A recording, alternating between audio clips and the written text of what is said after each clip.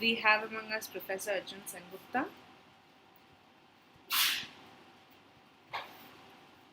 Am I audible?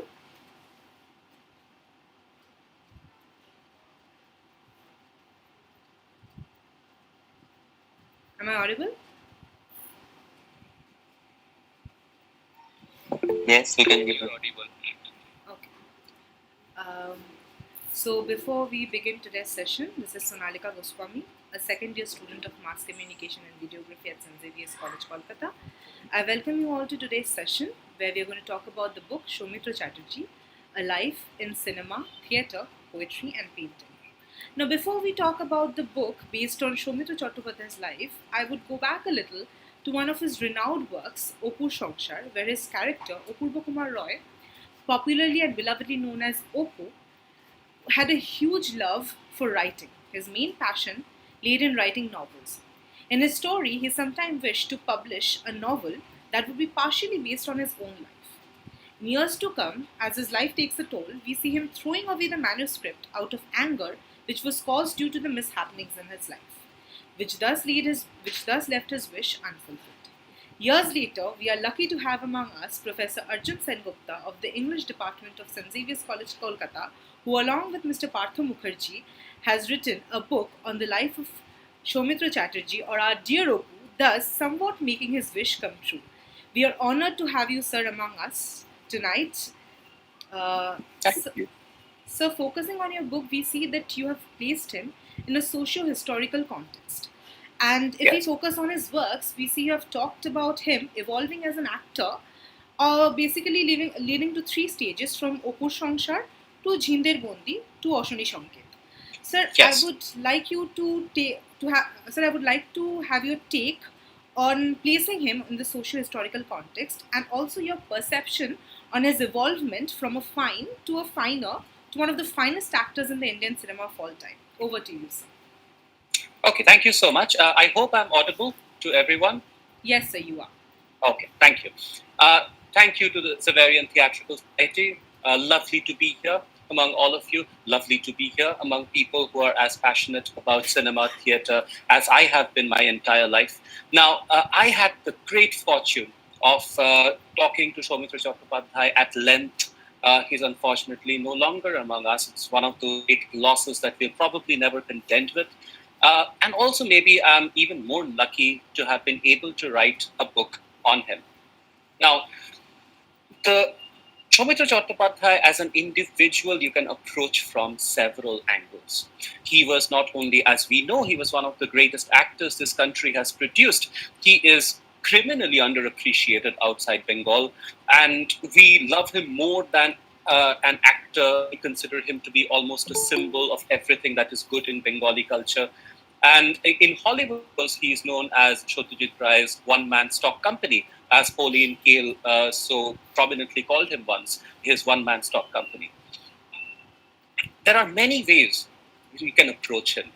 Actor, thespian, primarily, poet and painter as well, even though poetry and painting were more of individual, personal pursuits than anything else. He did it.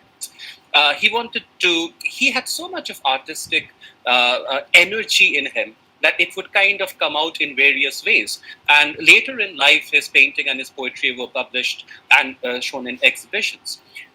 But more than anything else, for us, I think Soumitra Chatterjee has over the years evolved into this symbol, this embodiment of everything we want Bengali culture to represent. So he has been really one of our greatest ambassadors that way. And because of that, we always tend to remember him as the quintessential Bhadralok, a word which is beginning to lose currency now, by which we meant genteel, educated, learned, tolerant, polite. He was all of this. He was all of this. When I would to meet him, you would never know that you are going to meet one of the greatest actors of the country. He lived like any other middle class individual. There was no one. There was no entourage. There were no people. He would come in and greet you. He would ask you to sit down, and he would treat you like an equal. And he knew the kind of effect he had on people like me, and he would put me at my ease immediately in his usual self-deprecating manner. So he was that Bhadralok. But here's the thing, he could also not be. There's that famous altercation with Ritik Ghatok when he didn't like what Ritik Ghatok was saying. There's a whole history there which I won't go into, but the fact is during a meeting, he didn't like what Ritik Ghatok was saying, and at some point the conversation became personal. Ritik Ghatok may have directed some personal things at him, at which point he actually got up and hit him. He punched him in the face, and he literally told him, Ami kintu Bhadralok noi. And this is this incredible, lovely paradox that makes him such a complex human being, that he could be both at the same time. He was an incredibly intelligent, very eager student. And as students, you would appreciate that. He remained a student all his life. He was an ardent student of Shishir Bhaduri. He was an ardent student of Satyajit-Ray. But most importantly, he was an ardent student of cinema itself and of his craft. Now, I could sit here and tell you all kinds of things about his life, about his performance, and so on and so forth. But I don't want to give you a list. I don't want to give you a list because I think it's important that we understand the legacy of Soumitra in the context when he came along. Because without that, his performances seem to us to exist in a vacuum, and they were not. They did not exist in a vacuum. They were part of a very particular trend in cinema that was not happening just in India, but all over the world. So for a second, let's keep Soumitra paused. We'll come back to him when we establish the context. Let's keep Soumitra paused for a while. This young man about to break into cinema, let's keep him paused. And let's get back to the context. You see, most of you who study film studies would know this, that in the 1940s and 50s, there was this movement, the neo-realist movement in Italian cinema. And it was essentially a movement away from artificiality. It was a movement away from studio-controlled scripting and writing and production and representation to realism, to get to what people were living, the kind of life these people were living. And because of that, because it was a movement towards realism, it was mirrored, not imitated. It was mirrored in India by those who were working for the IPTA, which was the artistic wing of the Communist Party of India, CPI. And the IPTA had people like K.A. Abbas, Balraj Sahani, Cholil Chaudhary, Ritik Ghatok. And these people were also moving towards or pushing towards greater realism. Realism in cinema, or the desperate need for realism in cinema, was part of an overall movement. Because Calcutta, at that point, and I'm calling it Calcutta deliberately because it was Calcutta when I was growing up, it was Calcutta. It's still difficult to move over to Kolkata. Calcutta, as it was then, remember, cinema came first to Calcutta right after London. It came to London, and within 2 years, it came here because Calcutta was the second city of the empire. And there were two parts of the city where cinema was shown. There was Chaurungi, where all the white people went, where all the Hollywood films were being released, and there were indigenous films that were shown in theaters along Beedon Street. And that's where Indian cinema was born, and it was characterized by a lot of theatricality because there's a lot of Jatra still there, and Jatra played a major role in how cinema was in those first few decades. So you can understand the move away from the theatricality, from the exaggeration, towards realism, which was mirroring the greater move towards realism all over the world, really, except in Hollywood, but then that's a special case. And because of this, it is important to know that when Satyajit-Ray found himself in London, he took the opportunity to watch as many films as he can. Out of them was Bicycle Thieves, which is pretty much the representative neo-realist film. He went in to watch Bicycle Thieves. He came out, he remembers thinking, I will be a director. That film decided for him what he was going to do. So Ray comes from that tradition, a desire to be realist, a more realistic director. He comes from that tradition. right? Now, similarly, something very interesting was happening in acting as well. Because in acting, in Bengal, you had people like Promotesh Borua, who were very famous, very popular. No one knows his name anymore, but he was very popular at that time. But he was very exaggerated. He was very theatrical. And in Hollywood, something called the method was beginning to come into play. So, while not connected to the greater realism of the neo-realists, there was this parallel movement that was happening in acting at the same time. This fascinating parallel movement, which started with Konstantin Stanislavski's method, that is, how to be or play a realistic character, came to America and was taken up by two people, Stella Adler and Lee Strasberg. The two people in Hollywood who started really emulating the method was Montgomery Clift and James Dean. Montgomery Clift, of course, his wife was brutally cut short by an accident that ruined him forever. And James Dean, as we know, unfortunately passed away at a very young age. It was left to one of Adler's most promising students to make a mark, and that student was Marlon Brando.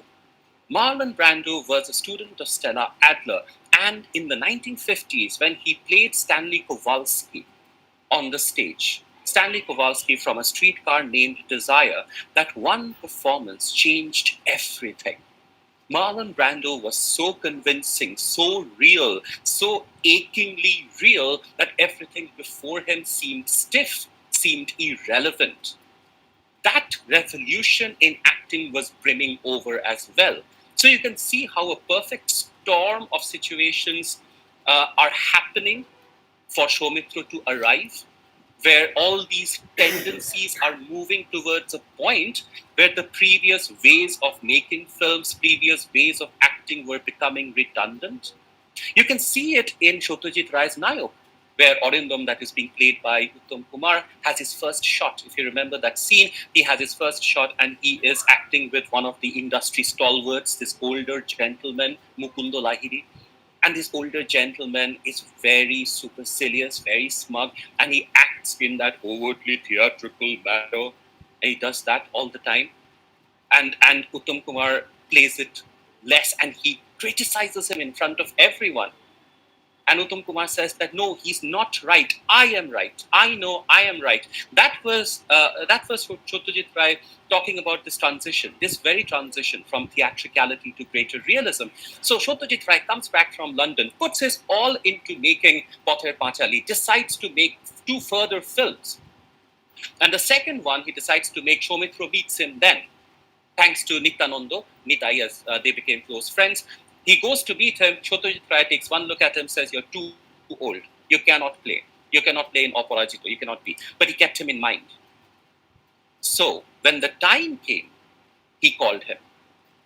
And in 1958, this young man was ready to give his first shot for Satyajit Ray in Shoksha. Young man who previously had no experience in film acting and had learned really the basics of the craft from Shishir Bhaduri, who, though one of the great actors of the stage, was still an actor of the stage and not an actor of cinema. This young man is ready. Now, if you have watched the film, and if you haven't, this is, in classes, when I take classes, I usually put up clips so that people can watch the clips and then we can talk about it. Unfortunately, I didn't find many clips on YouTube which I could use. So you'll just have to depend on your memory of the film as I'm talking about it. So this is the first day of shooting.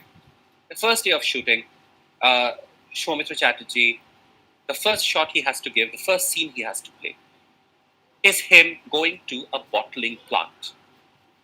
Soumitra Chatterjee plays Opu, this irrepressible young dreamer, desperately poor, but a dreamer nevertheless. Very idealistic.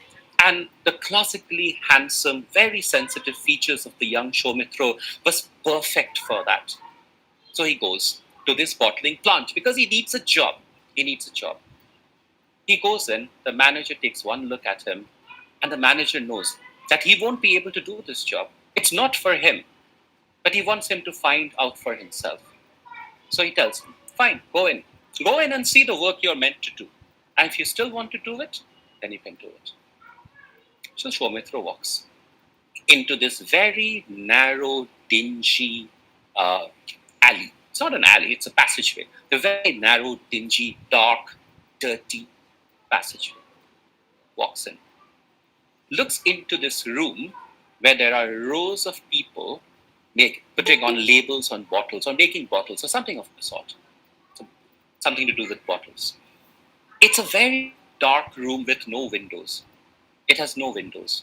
It's completely dark. There's a little bit of flickering light here and there.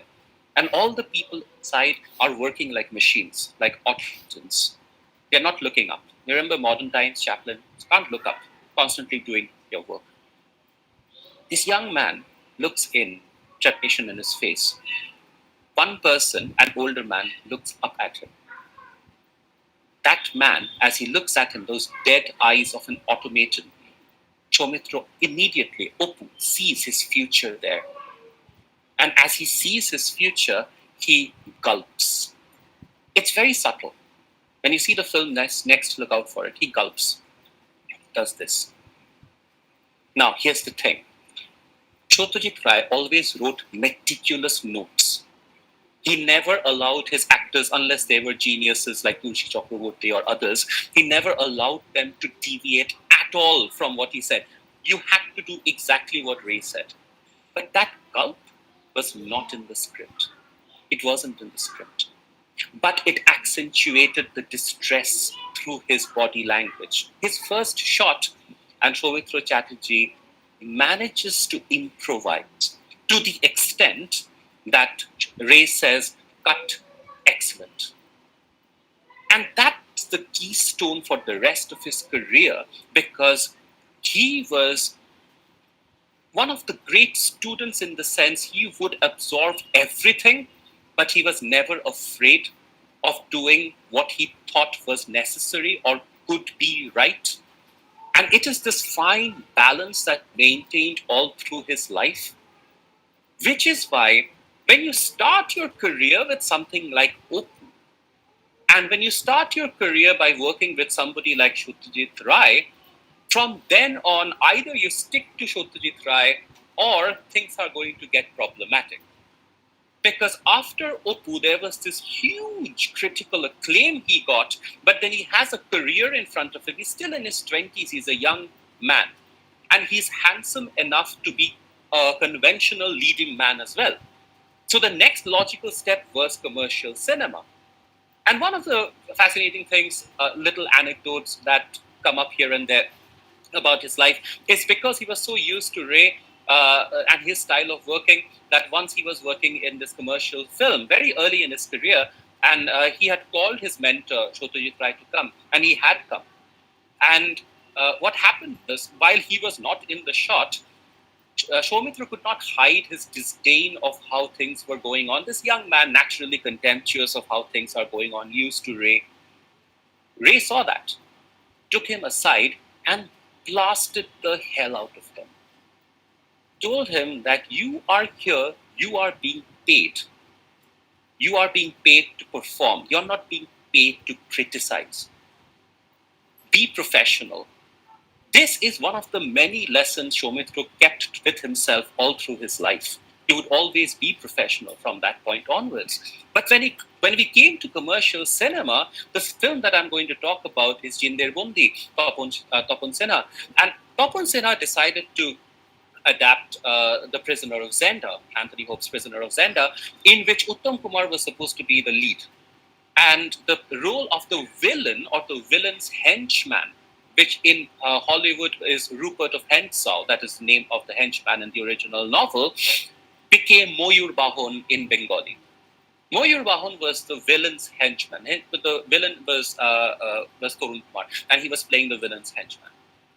And in commercial cinema, problem with a villain or a hero is pretty much the same problem. That is, the hero is the repository of all goodness and virtue, and so therefore unidimensional. The villain is also the repository of all bad, villainous, malevolent aspects of nature, and therefore also unidimensional. These were not realistic people. They were played in broad strokes by actors who embodied either entirely white heroic characters or entirely malevolent villainous characters. So Soumitra Chatterjee comes into this tradition. Remember, he comes into this tradition with all his high ideals about acting and what it should be. And this is 2 years after Opur Shongshar, this young man who is breaking in commercial cinema takes the role of a villain. Something that is usual now, but in 1961 is unthinkable. That someone should start by especially with someone who's already had critical acclaim and could ask for a hero's part. He starts with a villain, or among his first films is this villain, Moyur Bahon. Now, because he comes from this tradition, he cannot play Moyur Bahon the way any other actor would have played. So Soumitra comes to the film. His only real worry being acting with Uttam Kumar, who was by then he's already become the Uttam Kumar. He had already become Mohanayok. He was the one-man industry already. So there was a lot of trepidation there. So this young man going up against this extremely charismatic actor, perhaps the most charismatic actor this country has produced. And he has to go up against him in a double role. He goes up against him, but he plays Moyur Bahon in a very particular way. I would urge you to watch Jinder Gundhe only for a couple of scenes. Moyur Bahon is very suave. He is very charismatic, but he has a dark, wicked sense of humor. He is very attractive, but he has this malevolence about him as well. During serious moments, he breaks out into uncontrollable guffaws of laughter, which makes everyone uncomfortable around him. But that's not the scene. There is one scene, which, by the way, is his first scene in the film, again with Uttam Kumar, his first scene. In that first scene, he goes up to him, and Uttam Kumar takes his medallion that he's wearing and he snatches it off his neck. When that happens, Moyur Bahon's usual smug look, he has a very smug look, very supercilious look about him all the time. He has that. For a second, when that necklace is taken away, you can see that replaced with rage and mortification, humiliation at what had happened. But it's only for a second. He immediately puts that smug, supercilious mask back on, turns around, walks away carelessly, whistling, as if it did not matter. And in that moment when the mask fell for 1 second to show the difference between the facade he puts on and the reality underneath, Moyur Bahon becomes a real person. At that point, he becomes this believable individual, not a villain played in broad strokes. Soumitra, from then on, till the end of his life, would never play a role unless he was convinced of its essential reality. Some kernel, some core of reality he needed to attach himself to. Which is why he was a star only because he was an actor first. Which makes him such an unusual individual that he's not been replicated in Bengali cinema and has rarely been replicated anywhere except to a certain extent by Irfan Khan. But apart from him, no one has come close to attaining the kind of stardom he did without compromising any of his ideals as an actor. And so when you watch his commercial films, especially with Aparna Sen, because they were the hit pair of the day, him and Aparna Sen, you will find him even in songs that were very popular, romantic songs. You will rarely ever find him dancing like the way other heroes would dance. You would always find him acting in a slightly awkward sort of way. as if a real person who would find himself in a situation like this would be similarly awkward. It was that awkwardness, that realism that made the audience take to him as one of them. Uttam was never one of them. Uttam was someone you looked up to. Uttam was the culmination of all your fantasies for both women and men in many real ways for both of them. But Soumitra was one of us. Soumitra was one of them who was on screen. And it was this career trajectory that made him this incredibly successful and unusual commercial actor. Leading us to the last film we are going to talk about, which I chose because I consider it to be the perhaps one of the greatest performances, not perhaps, definitely one of the greatest performances in the world. And that was him playing Ganga Charan in Oshoni Sanket. Now, Oshoni Sanket comes later, and by that time, the rawness of Opu Samsar is gone. And he has become this consummate craftsman. And this consummate craftsmanship is what is available for us to see. Because remember, Soumitra remembered the famine which is the story of the film. He remembered the famine when he was a young boy in Krishnanagar. And he remembers how these people would just be walking around, and you could see corpses on the road of people who had died of starvation. That incredibly fatal 1943 famine. And so this was his way of trying to give back, as it were, through social realism, some of what he had experienced as a child. And the way he built Ganga Charan up from the ground as this real person is one of the master classes of world cinema. Let me read out to you just one paragraph of what makes this performance special. Soumitra's research allowed him to inhabit the skin of the character in a way rarely replicated in Indian cinema.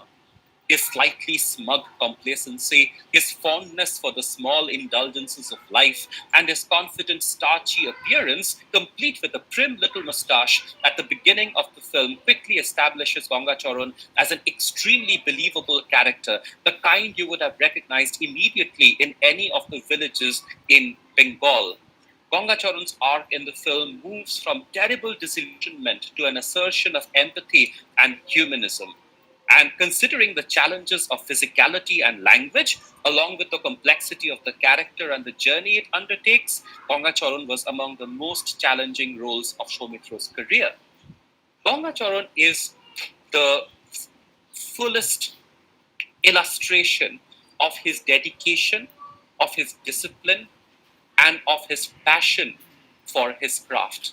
That remained, even though after the 1980s, he grew more and more disillusioned with the state of the Bengali film industry, and he knew that he had to do some roles that he would never have done otherwise because he was frank enough to admit that he needed the money.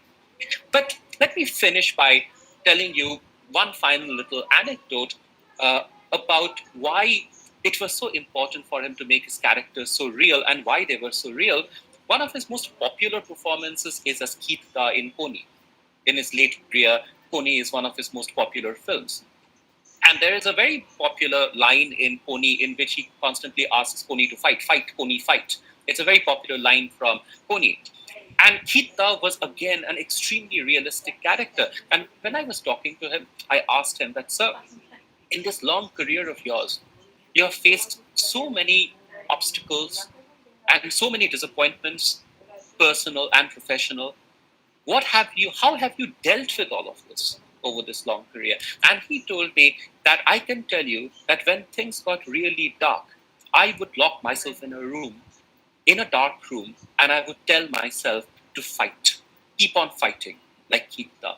And I realized that how incredible it is that he had created a character so real that he could himself take inspiration from it in the most difficult moments of his life.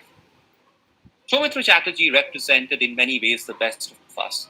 And I think that is why it's not only important to remember his legacy, which I'm so happy all of you are doing, but also to remember his legacy forevermore as one of the giants that West Bengal and India has produced.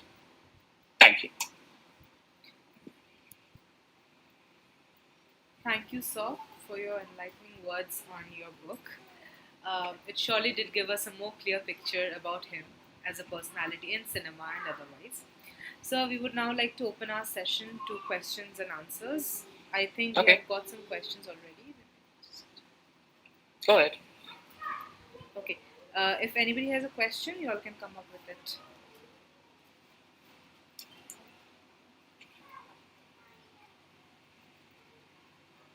Anyone? Well, if nobody asks, let me ask something. Sure. Firstly, very good evening, sir. Good evening. It's an honor to have you. Firstly, I would like to thank you on behalf of XTS for agreeing to be a part of this tribute to Oppo. Thank Oh, you. not It at all. was Thank you for enriching. inviting me. It was enriching listening to you. So, I would like to. It's not a question per se. It's just I want to listen to this from you, your experience. The day, Yeah. sir, you announced the on Facebook the publication of this book. Yes. You wrote one thing which I read and that was very thrilling for me.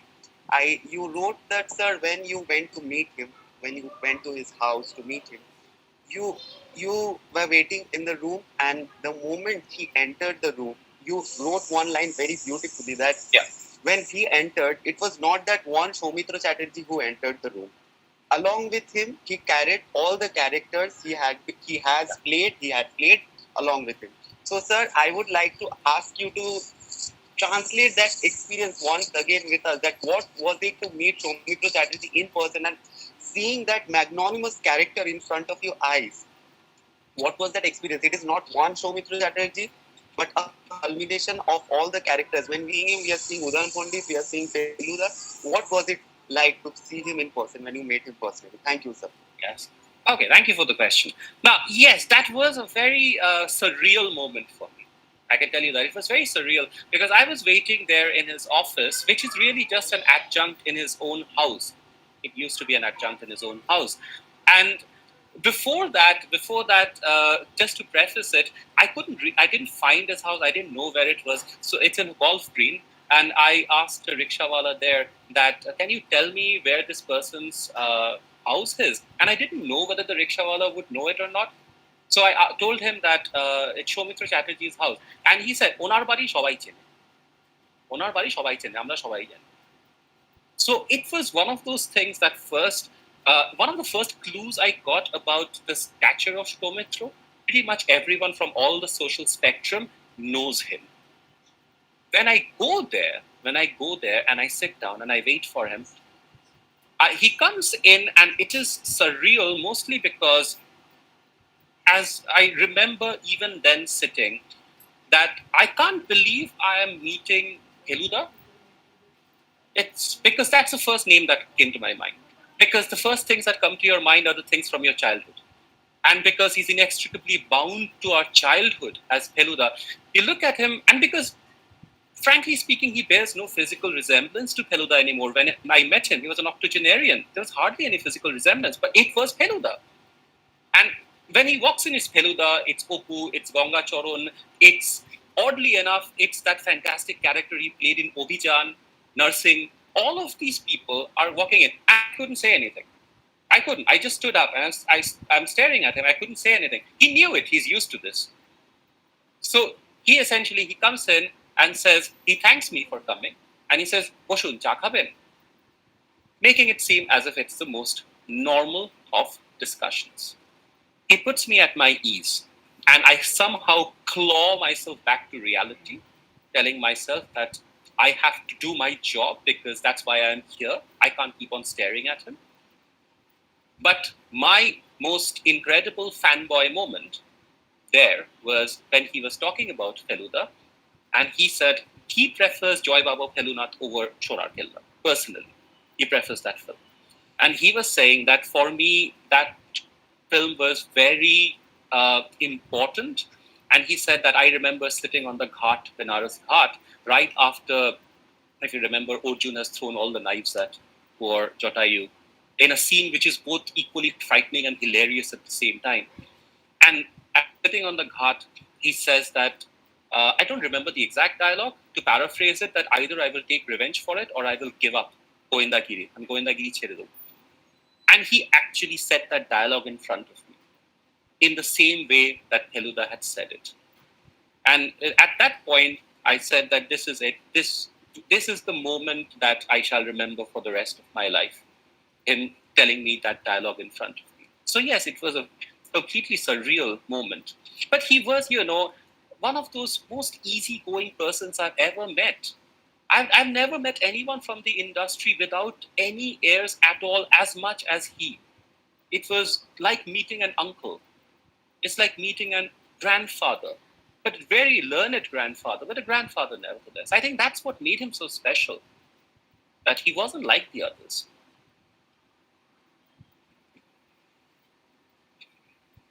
I have a question. Okay, go ahead. Yeah. Don't you always? Go ahead.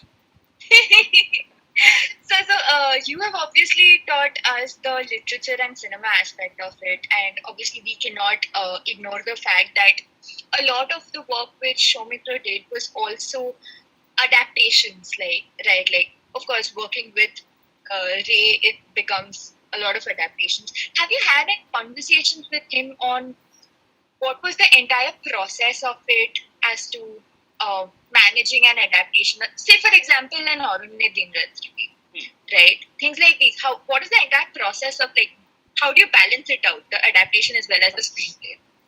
Yeah, well, I didn't ask this to him directly because any question of this would be deflected back to Ray. He would say Ray was in charge of absolutely everything, and he made sure that everything was ready, and we would come in and we would do our jobs.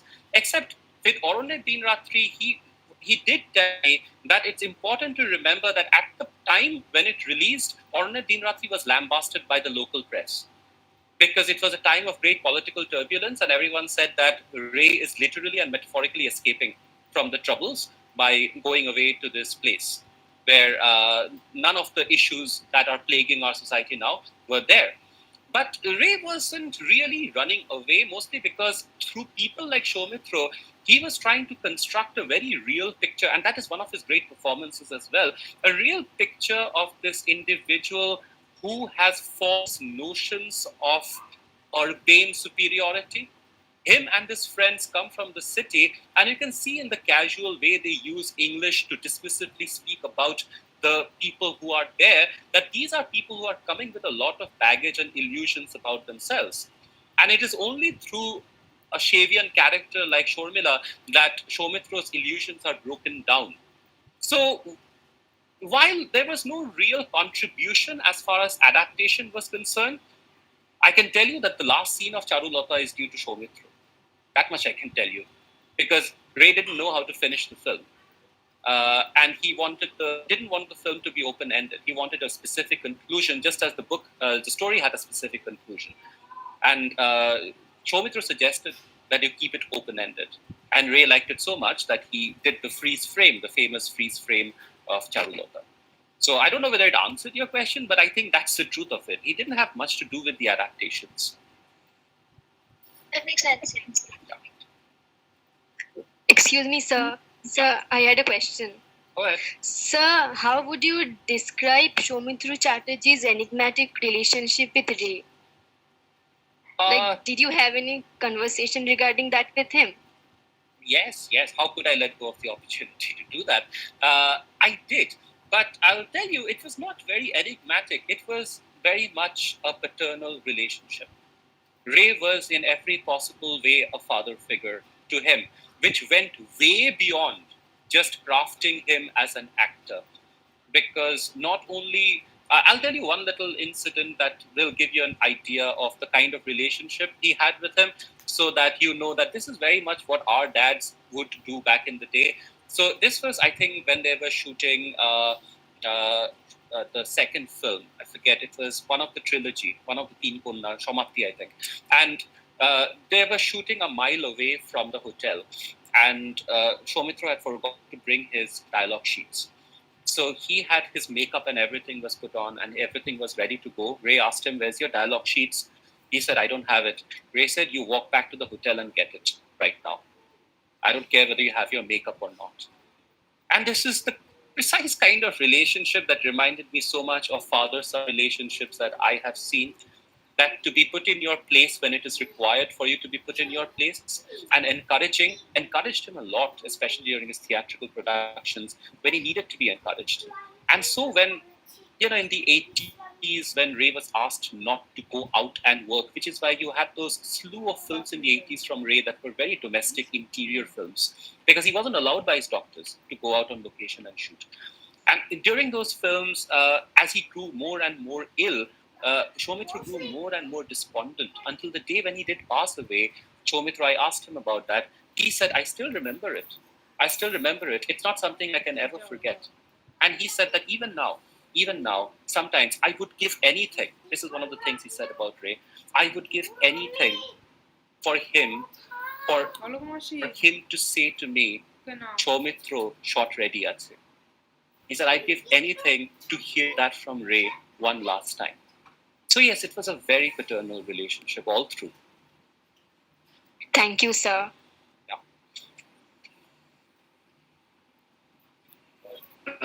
Sir, I have one question. Go ahead. Yeah. So, as you said, the relationship between Ray and Soumitra was very paternal, and Soumitra Ray was like his master. So, like, as Soumitra really learned a lot from Ray. So, when he was working with other directors, was Ray's style of direction and other things really affecting or like expressing to him? What was his take when he was working with other directors? Okay. So I'll tell you, this is a good question only in one particular context. See, remember he got a shouting of a lifetime from Ray for not being unprofessional. So he was always professional. Whatever his personal opinions were, he was always professional. Secondly, he was working in really a golden age of Bengali cinema when even commercial directors were of a certain quality. And so it was not a massive dip, but when it came to Hrithik Ghatak, whom he respected an immense lot, he loved Hrithik Ghatak's work, but he never worked with him because Hrithik Ghatak was supposed to work with him. He was supposed to come and meet him. Apparently, he came very late. Soumitra was waiting for him. He came very late and he came drunk. And Soumitra was so used to the professionalism of Ray that he could not take that. And as you can see, that made sure that he never worked with Hrithik Ghatak again.